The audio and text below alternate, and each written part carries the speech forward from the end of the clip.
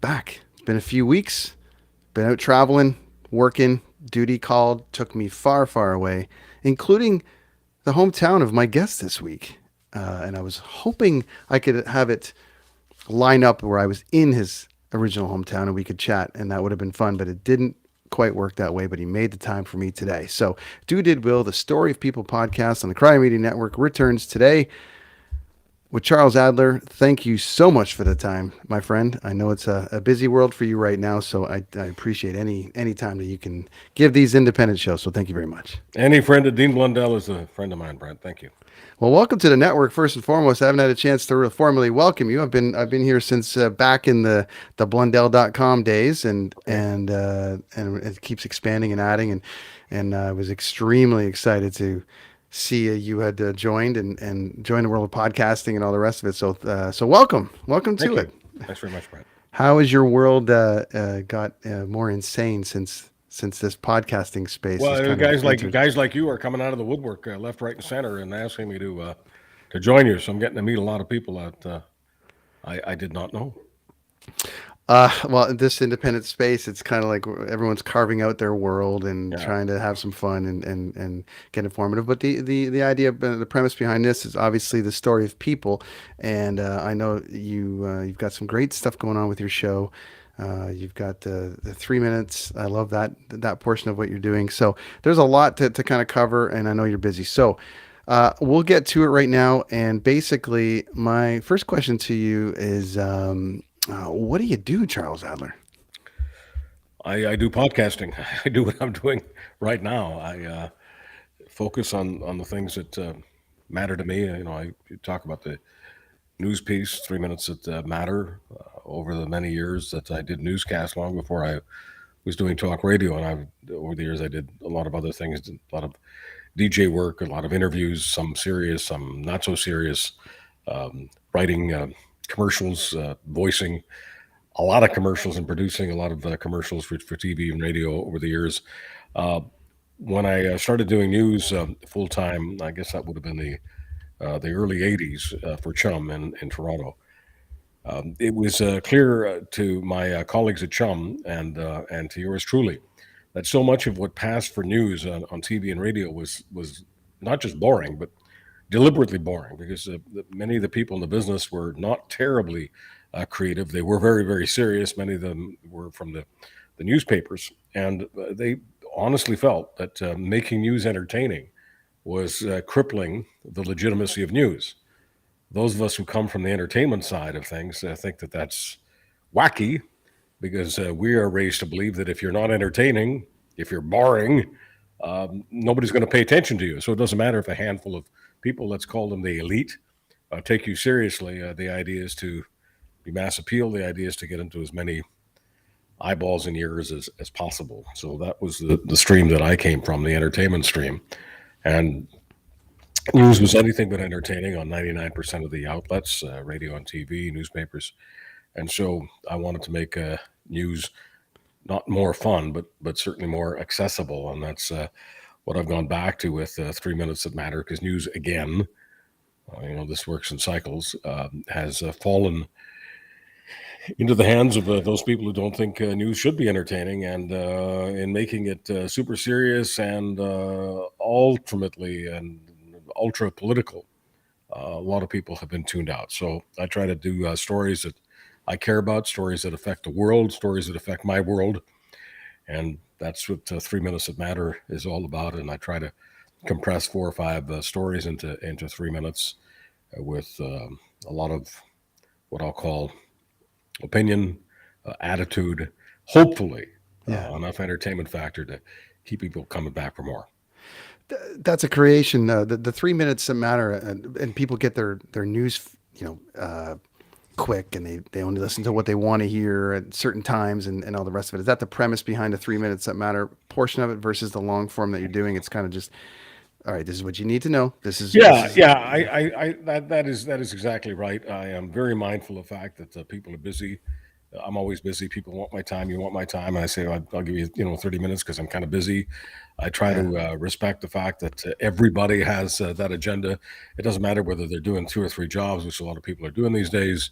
Doesn't matter if it's because people have two or three kids or two or three children that they're having to care for, whether they're own children or neighbors' children. I mean, we're living in a world where people are rushing to and fro.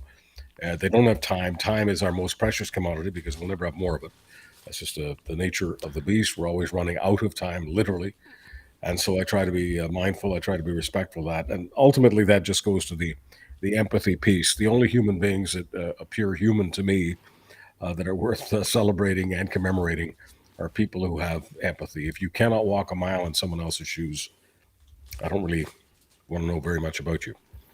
Do you think that this short news cycle is ruining the world? And like, because people just get what they want. Obviously, coming out of the pandemic, we've got this whole well, somebody told me that I watched a 1 minute clip and now I know everything. We Yeah. used to trust the news to tell us everything, but then I don't know. It just seems to, like, I wonder how people are going to consume information now. I just, what people don't know what to believe. Hmm. We tell you're one of the smartest people I've seen and follow. Thank you. But how much, like, Well, you can only put so much out there, yeah, here's the thing. I hear this a lot that we used to trust the news. It is true. We used to trust the news, but very few of us were paying a lot of attention to news. Yeah. And the problem today isn't just about trusting the news. I mean, that is large enough. People only trust their own opinions. Like people have sort of become, I have to use the word narcissistic. They have fallen in love with their own personalities and their own opinions, and they only want to hear from people who mirror their personalities and their opinions. So it means they're not challenging themselves. And sorry, but to me, the human mind needs to be challenged just the way a human being needs oxygen. The challenge is the oxygen. Challenge is what gets us to evolve, to change, and I mean change in a positive way. I mean, how do you grow without oxygen? How do you grow your perspective of the world? The world could be your community. It could physically be the planet, but how do you become larger? How do you develop that gray matter? How do you mature? How do you become an elder? How do you develop wisdom unless you grow? You cannot grow just sitting in an echo chamber, falling in love with your own opinions. So can I ask you then, coming out of the pandemic, and obviously we understand people were on one side of the fence or the other, and there was a very much divide between the middle of these two scenarios. Hmm. Do you then take the stance that, like, say the anti-vax, it's not the word I'm supposed to use now, is anti-vax or anti this or that, but the people that took that side, do you give them anything at all about investigating to per what you just said, where people need to expand their mind to try to find out the answers, whether this is the right thing for them or not? Or are you on the other side where it's like, no, the science or enough smart people have proven that this is, you don't need to do that much work because they've done the work for you. It's just a very Yeah. interesting, a very interesting part of the world right now. Yeah, I'm Brandon, I'm trying. not a, I'm not a both sides person. I know some people say both sides means the moment you say both sides, you're being fair. I think you're being unfair. You're being unfair to the human mind. If someone says the world is round, another person says the world is flat, and I say, well, both sides have a point. Let's talk to both sides. I am being an idiot. I'm basically abdicating the truth. I'm abdicating my ability to tell the truth. I know bloody well that the world is round. It's now self-evident. There's no need to discuss this. I know that vaccines have been responsible for extending human longevity by 30 to 40% over the last half century. Nothing has helped us more than vaccines. So for me to be dogmatically anti-vaccine, because what? Because some superstitious people are, because some cynical people are, because some people who are hustling money are, some people who are hustling religion are. I'll give you the best example, which is not about vaccines, but is about the mindset. The anti-vax side constantly is all about big pharma. Don't give big pharma money. Don't give big pharma power. Don't believe big pharma. Big pharma includes a company called Johnson and Johnson. They make a product called Tylenol, cold and flu. Right. That's what's kept me going for the last few days. If it wasn't All for of big us. pharma, if it wasn't big pharma, you and I wouldn't be able to do this. Now, maybe if you and I weren't able to do this, the world would not be threatened. But my world is enlarging every single day, where I Mhm. trust people who understand science, who understand technology. And in this world, especially with the help of the internet and phones and computers, if I don't take advantage of taking advantage of the best minds and the best science, but no, I'd rather have some people who are quote doing their own research on Facebook. If I'm wasting my time instead of accessing the best in science and tech, instead of accessing them, if I'm wasting my time giving as much fodder, as much column space, as much platform space, as much oxygen as possible to people who haven't got a clue as to what they're talking about, I'm sorry. Once again, I'm abdicating. You know, you talk about in a complimentary way about my intellect. Yeah. My intellect would be absolutely wasted obsessing about both sidesism. I love this point. Thank you very much. Because people that have watched or listened to this show know I'm an original COVID baby. I long hauled on it and I took a lot of shit from that side saying it's not real and blah, blah, blah. So I'm with you. Go science. But I just wanted to, check on that because as people research their own beliefs, I am curious where that landed for you as far as them, doing the research, but I'm with you. They The should come fastest back. way, They should the come back to the fastest way you're facts. going to get ratioed, the fastest way you're going to be condemned on Twitter and Facebook and elsewhere is to praise Moderna and Pfizer. Moderna and Pfizer rescued millions of people I know. from the worst of COVID-19. Pfizer and Moderna can never get enough celebration, can never get enough compliments, and yet people are afraid to compliment them, afraid to praise them, afraid to respect and honor them because of the nut bars, which have big numbers, but lots of people, lots of herd power, lots of beef, doesn't mean you're doing anything for the intellect and the evolution of the human race. Only a thug believes that if I've got a bigger bat than you, I'm better than you. That's baloney. Spoken like the smartest person in the room. So thank you. I love it. Okay, so moving on to the show, the Charles Adler Show, and the 3 minutes that matter. It's not new for you. You've been on the air for a long, long time. But what brought you to this space, and how did you do it? Well, Dean Blundell brought me specifically to this space. The reason you know about me is because the reason that you know about my podcast is because I have one. The reason I have one is because Dean Blundell opened Crier Media to me, welcomed me with open arms, and I'll always be grateful for that. Ryan Jesperson is the one who inspired me to kind of stay in the business because I was ready to leave a couple of years ago, and Ryan is someone who without me knowing it, I mentored simply by doing a radio show that was aired in Alberta, which is where Ryan grew up. Ryan Jesperson's got a tremendous podcast called Real Talk. I recommend that everyone go to their favorite platform and get on both the Charles Adler Show and Real Talk. I'm on Real Talk with Ryan Jesperson every Monday. So the reason I'm doing the podcast is because for many years I was a broadcaster. I was a broadcaster for about half a century. It all started for me on Canada Day in 1973, so that's just a little over 50 years ago now. And the podcast is the continuation of the broadcast. The podcast is like the broadcast without phone calls and commercials, newscasts, and traffic and weather together. So Do without you all those enjoy the interruptions. space? Do you Yeah, enjoy the space? what's not to enjoy? I don't get interrupted. I mean, I only get interrupted by someone that says, "Adler, you've talked enough. I got to make a point here." Okay. But I mean, I'm not interrupted by commercials and, as I say, traffic and weather and news bullets and all that kind of thing. All those things matter and they make radio go, they make TV go, and that's wonderful. But when you're a communicator, being able to do 30 or 40 minutes without any interruptions is a real luxury. So podcasts are they're the Ferrari for me. They're real luxury. I am curious about what do you enjoy speaking about the most? Like, what's the most passionate part? Are you trying to be informative on the day, like on the news? Like, you get the 3 minutes that matter, Mhm. but is it what is the most passionate part for you? That the point that you want to either get across, or at least you want people to take away from your shows.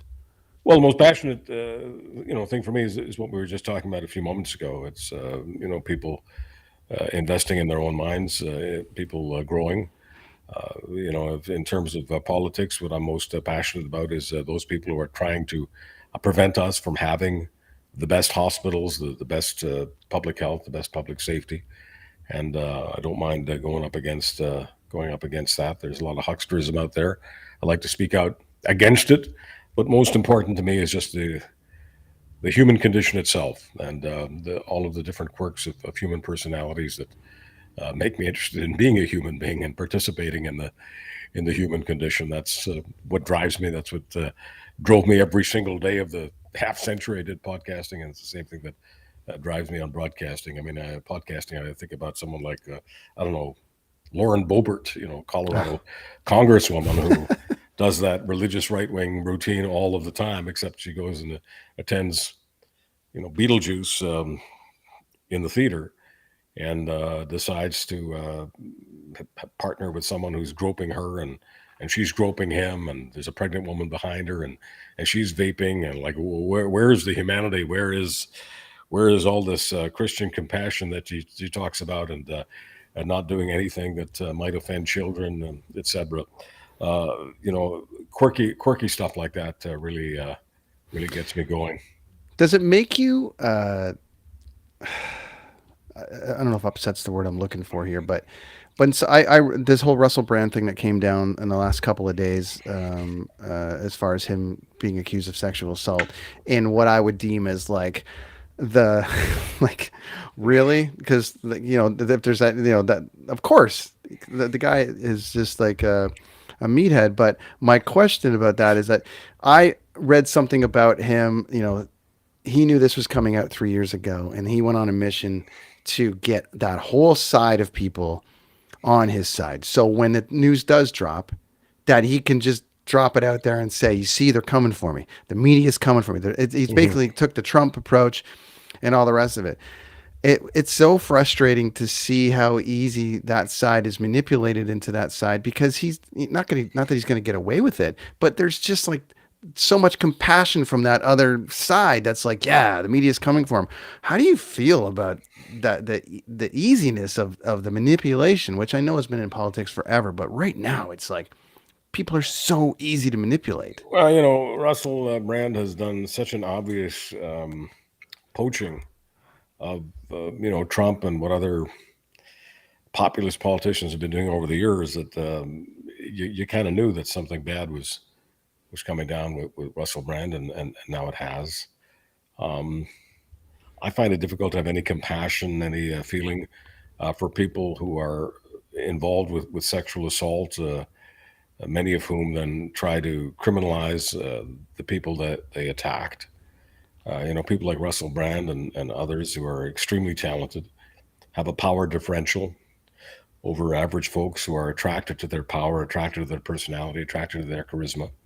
So there's this power differential. They take advantage of it, as Russell Brand may have. I'll continue to say may and allegedly, because Sure. I care about the rule of law, and I'm going to observe it both in practice and spirit.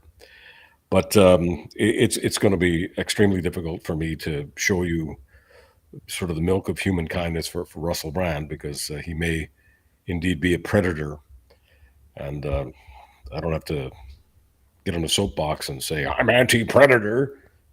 I'm pro-human, Sure. and people who want to dehumanize people, not my cup of tea. I just can't believe how easy like I understand that, like, there's going to be a portion of that side that's going to be like just dumb. But there also seems to be, I'm sure smart people on both sides. Mm-hmm. There has to be people over there that are like, okay, enough's enough. We've gone too far. We're going to come either back to the middle, or this is getting ridiculous. Like every single person that potentially has a problem is doubling down on this attitude that the media is coming for me and it's all a big lie and all the rest of it. It's so easy to put out there and have people buy into it. Well, they love the power. I mean, the people who do that all have, the same thing in common. They're all egomaniacal. They're all megalomaniacal. They love the power, and they love. Donald Trump once said that he likes people with very little education. Of course, he does. Every manipulator does. The less resistance people have, the easier it is to get money out of their pockets, get clicks out of them. and that's what these people are. They're clickbaiters, they're click whores, and Russell Brand in the last few years has shown himself to be that a guy who will say anything Yeah. and kind of thuggishly and brutishly assault. I'm talking about rhetorical now, assault rhetorically. Anyone who is seen on the side of progress, they keep using the W word, woke. They want to criminalize woke. Woke for the most part is about people who believe in awakening themselves, awakening human beings to some of the needs that are unmet, some of the crimes against humanity. Some of it involves race, some of it involves gender, but basically they're on the side of progress. Are they idealistic? Of course they are. Are some of them sort of deep in the weeds of cliches, so as to make themselves almost appear to be cartoons? Yeah, of course they are. Not all of them are great at communications. Are they trying to persuade people to buy into the things that matter to them? Of course they are. We all are. Yeah. Do they deserve to be disparaged, dismissed, and brutalized for being, quote, woke? I don't think so. I think I heard Trump say one time on Stern that if he were to ever run for president, he'd run as a Republican because they're the easiest to manipulate. Yeah, So, yeah, and Trump knew that, and and I and, don't want to and rip on the no, but sides. I'm just saying. What Trump still does. I mean, for many years. I mean, he's just a successful huckster, and Yeah. the first thing he thinks of, I mean, probably even before he decides to brush his teeth, the first thing he thinks about is, who am I going to screw today? Who am I going to tattoo today? Who am I going to manipulate today? Who am I going to make money off of today? And he wants to have as much power as possible. How do you have as much power as possible? Find people who are rubes, find people who are naive, people who are easy to manipulate, and he's been doing that for his entire adult life. Makes it fun for you and a brand new show. That went number one in Canada, for the record. I'd like to congratulate on that. That was great on your first week out. Awesome stuff. Yeah, there were Uh, a lot of people wanted to sample us, and they continue to sample us, thankfully, and I appreciate that very much. which basically, I know you got a role. So the plan, obviously, the show's growing and it's doing amazing. The 3 minutes of matters is such a nice hit and just gives people the facts. But plans for the show, the bigger, grander plans. What will you do next? I have no grand plans at all. I wake up every day with something to say. When that stops, I'll stop doing it, and we can give it different titles, different names. But at the moment, I'm just happy to be calling it the Charles Adler Show. 3 minutes that matter is something we do 3 or 4 times a week. We also do about 3 interviews a week with people who I find interesting. I hope the audience does as well. You can find us on any of your favorite platforms: Spotify, Apple, Google, you name it, and we're happy to be there for you. And we hope you follow us and offer a comment on the podcast that you're subscribing to. We welcome that. Well, as long as you're having fun. That's all that matters. And people need to listen. I think your opinion is extremely valuable to this country. And I'm so glad that you have decided to take this platform and expand and to speak and offer these great things and teach people. So guys like me that are looking for those voices, it's refreshing. So congrats on the launch of the show. I know it's a little late, but we haven't had a chance to chat in a while. And I just want to welcome you to the network. And I appreciate your time coming on Do.Did.Will, the Story of People podcast. It's been a few weeks for me, so this is a great way to come back out and show the audience that the show is back. So thanks, Charles. I really appreciate it. Well, I thank you for getting involved with podcasting, with this aspect of public communications. Wishing you all the luck. Thanks for traveling. Thanks for growing. And thanks for contacting me. Where can people find you online, sir? CharlesAdler.com, easiest place to find me. You can get much more information on me there, CharlesAdler.com. You want to email me, it's the same, Charles at CharlesAdler.com. I look forward to hearing from you. Excellent. Thank you, sir. I appreciate it. Hey, everybody, that is Charles Adler this week. Do.Did.Will, the Story of People podcast. Be sure to follow him online wherever you get your pods, and we'll see you next week.